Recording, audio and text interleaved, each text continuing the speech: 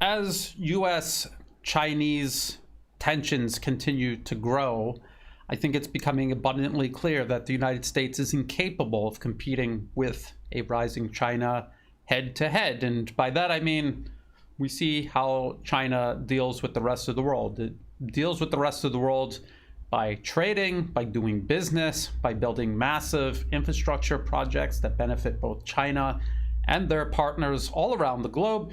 The United States is incapable of doing this. So how are they attempting to contain China? How are they attempting to prevent China from surpassing the United States?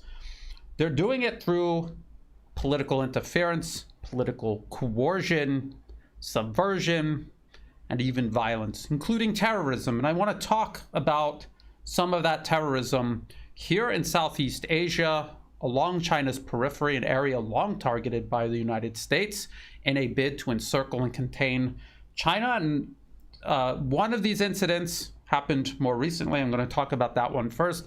The second incident, which happened in Vietnam, several attacks on Vietnamese police stations, was actually in the comment section of one of my videos. Somebody asked about this, so I looked into it, and I was quite shocked and disgusted with what I found in the Western media, which did indeed cover this incident. The first incident I want to talk about, however, is this in Myanmar, which is right next to Thailand, where I am based. I've talked at length about US efforts over decades to install a client regime into power headed by Aung San Suu Kyi. They built a massive network of so-called non-governmental organizations to help her into power and to help her consolidate power.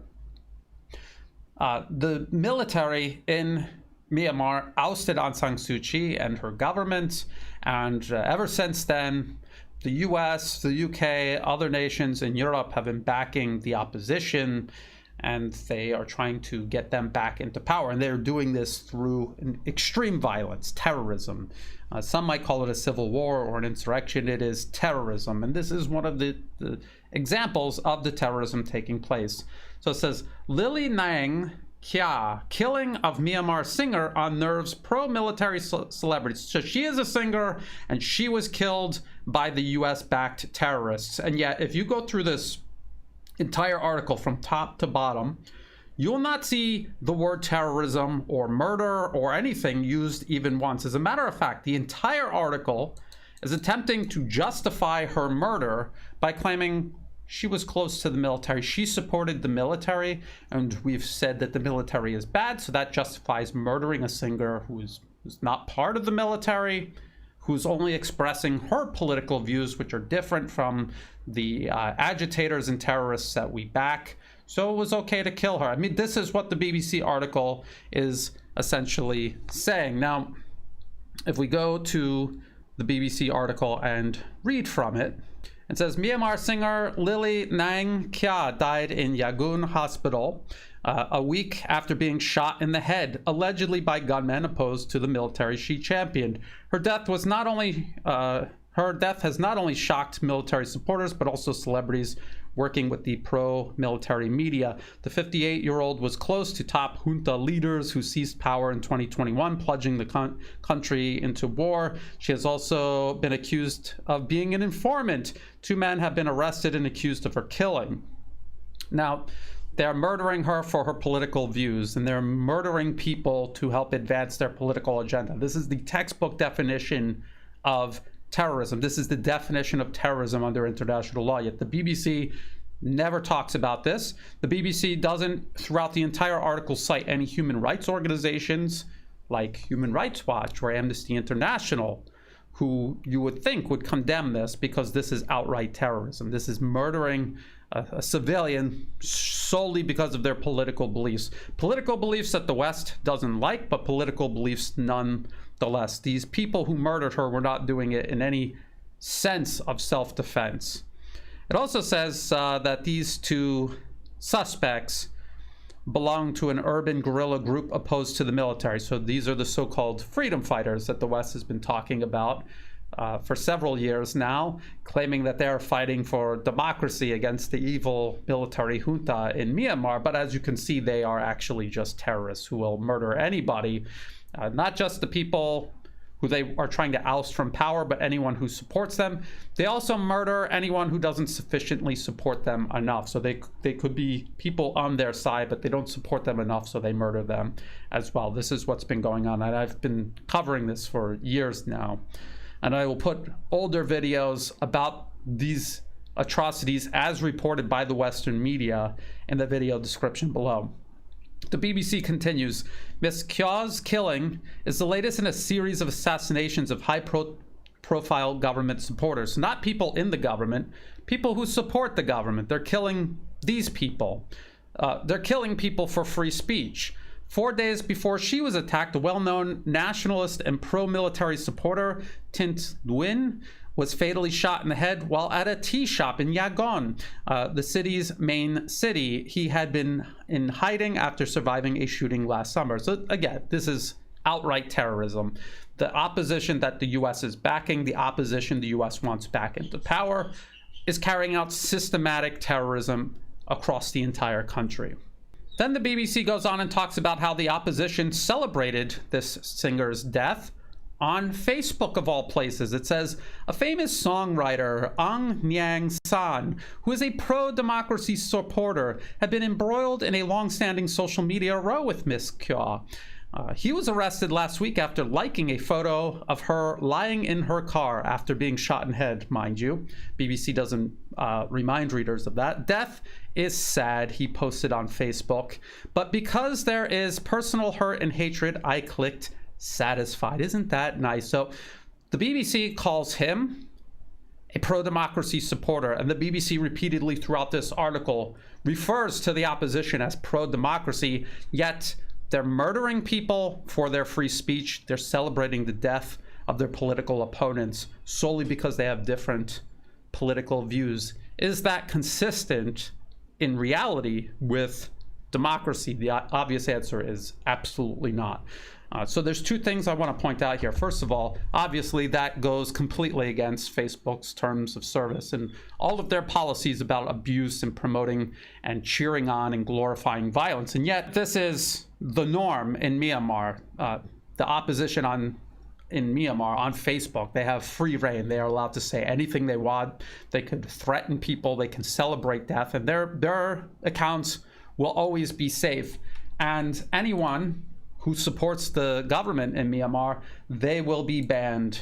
This is from 2021. Facebook's ban of Myanmar's military will be a test of the true power of social media platforms.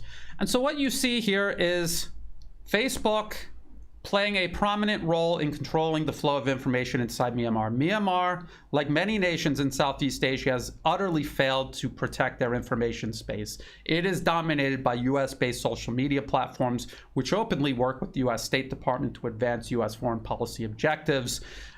Facebook in Myanmar is deleting anyone who is pro-military, and they are allowing the opposition to get away with anything that they want, including cheering on terrorism, threatening terrorism and cheering on terrorism, even though it's obviously overtly against Facebook's stated terms of service and policies on the use of violence or the promotion of violence on their platform.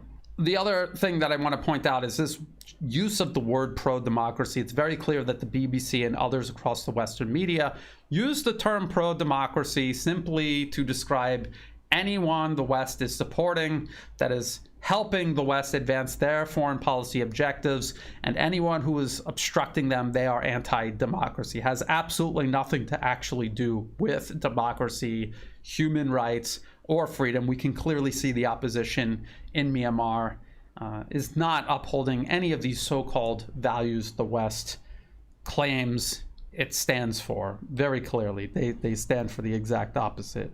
So that's Myanmar. This utterly disgusted me, and this isn't the first time I've seen the BBC doing this. The BBC does this here in Thailand regarding political violence. They will cheer it on, they will justify it, they will spin it, or they won't even cover it when the Western-backed opposition is carrying out violence. When, say, the Thai police react to this violence, they will act as if the Thai police, out of nowhere, for no reason, is reacting violently to what they will try to depict as peaceful protesters. They've done this many times, even back in 2010, when the US-backed opposition brought war weapons into the streets, rifles and grenade launchers, and the BBC attempted to depict it as the Thai military cracking down on mostly unarmed protesters, which is an admission that at least some of them were armed, and they were heavily armed. Now, I want to get into the next example of terrorism. All of this took place just this month, June 2023. This is in Vietnam. This is Radio Free Asia. This is funded by the US government, is a US government-funded media platform. We're talking about June 11th, 2023. Armed group attacks Vietnamese police stations, plural. 39 people arrested. And then right under the headline, it says, reasons behind attack in Central Highlands unclear, but people in region have felt oppressed and cheated. So I guess it's okay to carry out a terrorist attack. By the way, some of the 9 people who were killed were just innocent civilians, bystanders caught up in these attacks. There were also public officials who were killed. So it says the state-linked Voice of Vietnam website said Tuesday that police had now arrested 39 people and raised the death toll to 9 people, 4 police officers, 2 commune officials, and 3 locals. So again, another clear example of terrorism carried out by some extremists among an ethnic minority in Vietnam. Throughout the entire Radio Free Asia, you will not see the word terrorism used once. As a matter of fact, this entire article, like the BBC article, spends most of its time trying to justify and spin the terrorism. Now, it says, the reasons behind the attack weren't immediately clear, but anger and frustration in the region has grown after decades of government surveillance, land disputes, and economic hardship. It also says that in 2020, Human Rights Watch said the Montagnards, so that is this ethnic minority involved in this terrorist attack, have been subject to constant surveillance and other forms of intimidation, public criticism, arbitrary arrest, and mistreatment in security force custody. In detention, the authorities question them about their religious and political activities and any efforts to flee Vietnam. The group said during the Vietnam War, the Montagnards fought alongside the U.S. Army Special Forces in the Central Highlands. So maybe that's why Vietnam's government is suspicious of them. They fought side by side with American invaders during the Vietnam War, and from that point onward, having lost the war, they have pursued separatism ever since. And it never says that once in the Radio Free Asia article, but I've done some digging on this ethnic minority, the extremists among them, and they are indeed pursuing separatism in Vietnam. That is why the Vietnamese government is suspicious of them. And of course, they aren't just pursuing separatism politically, they're also doing it through armed terrorism. Now, I want to go back to the year 2000 just to show you how long this has been going on and how the United States government, from the end of the Vietnam War up until today, continues to support this ethnic minority and their bid for separatism in Vietnam. So here is a US government website, govinfo.gov, and this is a year 2000 United States-Vietnam trade relations hearing. And there's all of these people that are involved, different representatives within the US government, but there's also Montagnard ethnic minority representatives, and they are from an organization called Montagnard Human Rights Organization. So again, it's always the United States funding these fake NGOs claiming to be upholding or fighting for human rights, but in the fine print, you will always find the cause of separatism on the official website itself, just like with the Uyghurs in China's western region of Xinjiang. They claim that they're fighting for human rights against a Chinese crackdown on them, but yet on their own websites they admit that they're separatists. So of course the government's going to crack down on them, just as the US government would crack down on separatists within US territory. So if we look at what was said during this hearing, there's a question asked about how the US can most effectively influence the pace and direction of economic and political reforms in Vietnam. So this is a U.S. government hearing, and they're asking, what is the best way we can interfere and meddle in Vietnam economically and politically? And here was the answer. It says the number one goal should not be to help them, Vietnam, grow economically, because as Ronald Reagan said about the Soviet Union, every week he would say, what we have to do is undermine the Soviet Union's economy, which eventually led to freedom in Russia. And what do they mean by freedom in Russia? That was at the collapse of the Soviet Union. Remember, this hearing was in the year 2000. Russia was still trying to recover from the collapse of the Soviet Union and build itself back up. And it was still being preyed upon by the United States, by the United Kingdom, by the rest of Europe at that time. It also says what we must do instead is what Ronald Reagan did: support those people in Vietnam and in that region who seek democracy, and support communications with the people of Vietnam themselves, who are for a more free and open democratic society. We have lots of avenues open to us. We should have major efforts through the National Endowment for Democracy and bolstering Radio Free Asia and so forth. That is the way to bring a better, more peaceful and freer Vietnam. Of course, they have been undertaking these efforts. This human rights organization, by the way, admits on their own website that they work with the National Endowment for Democracy, that they receive money from the US government. And of course, Radio Free Asia, their role in all of this just this month regarding terrorist attacks carried out by Montyard terrorists, separatists and terrorists. Their goal is to whitewash the terrorism and make it out as if these US proxies are actually victims rather than just terrorists, and yet again a vector for US interference in Vietnam's internal political affairs in violation of international law, and more specifically the UN Charter. Now, there is a testimony given by one of these Montyard representatives, actually of the Montyard Human Rights Organization. They gave testimony in this 2000 hearing, and this is what they said.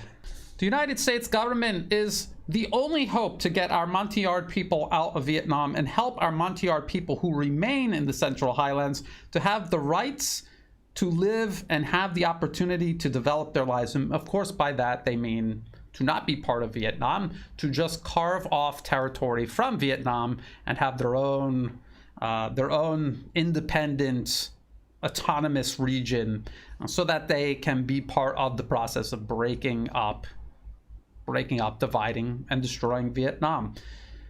So we have US representatives admitting they want to interfere in Vietnam. They would like to see it collapse and be overthrown like the Soviet Union was. And then you have representatives from US-funded human rights organizations claiming that they seek separatism in Vietnam, and they are working with the United States government to do so. So that was in the year 2000. This is the MHRO website today. And of course, under accomplishments, everything is about them in Washington, D.C. working with the U.S. government.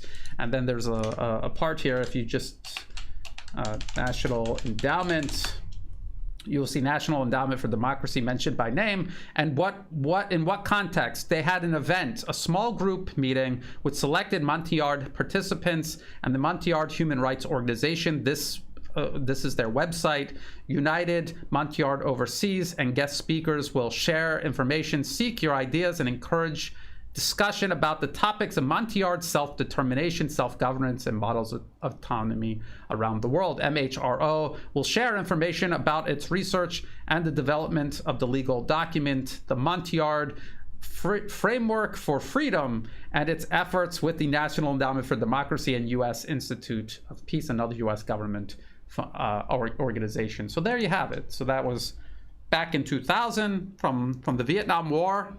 They were fighting alongside U.S. invaders, to the 2000, where they were openly working with the U.S. toward regime change in Vietnam, regime change and separatism, up to today, where you see on their website, they're still working with the U.S. They are funded by the U.S. And militant Montyards in Vietnam are carrying out terrorist attacks in pursuit of separatism. And then going back to Radio Free Asia's article, now that you can see that the US government is behind this group from Vietnam War all the way up to present day, funding them, helping them, working with them, encouraging them, now you can understand why Radio Free Asia isn't going to call it terrorism, why they're going to try to justify this terrorism and spin it as if it's somehow justified. And again, I just want to point out to you, in the title alone, armed group attacks Vietnamese police stations, 39 people arrested. This is terrorism, and yet right under the headline, it says reasons behind attack in Central Highlands unclear, but people in region have felt oppressed and cheated. This is an attempt by US government-funded media to justify terrorism. That is what that is, and that is what the entire article is. That is what the BBC did, reporting this singer's murder by terrorists in Myanmar. They attempt to spin, justify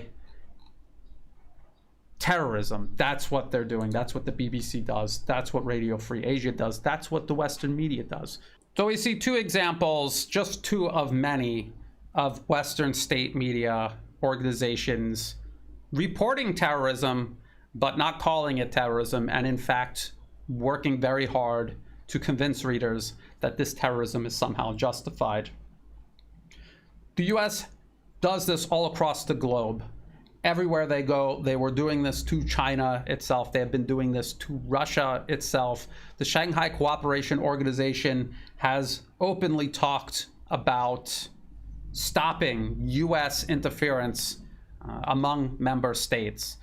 They openly refer to this type of interference as attempted color revolutions, and they've talked about working together to prevent foreign forces from instigating these color revolutions. That is something that has come out of the Shanghai Cooperation Organization. Now, Southeast Asia is organized into ASEAN, the Association of Southeast Asian Nations, ASEAN, and they have fundamental principles which first and foremost include non-interference in each other's internal political affairs, and yet collectively ASEAN is being impacted by foreign interference from the collective West. Why doesn't ASEAN organize together a collective response to this interference, which is affecting each and every single member of ASEAN, from Vietnam to Myanmar and everywhere in between, including Thailand, where I'm based? Their information space should be cleared out of these US-based social media platforms that monopolize their information space. They should create their own individual social media platforms that they can control within their information space, and they should work together collectively to encourage the security of ASEAN information space and protecting it against foreign interference, including from the West. They should also work to cut off the flow of money from the United States government, the British government, the European Union, all of that money flowing into Southeast Asia, into each and every one of these countries, backing these opposition groups, some of them separatists, some of them even terrorist organizations. They need to cut that money off, and they need to support each other in their efforts cutting that money off. Because if, say, Thailand today said we're going to cut all of the NED money flowing into Thailand, the US, the collective West, the media across the West would target Thailand.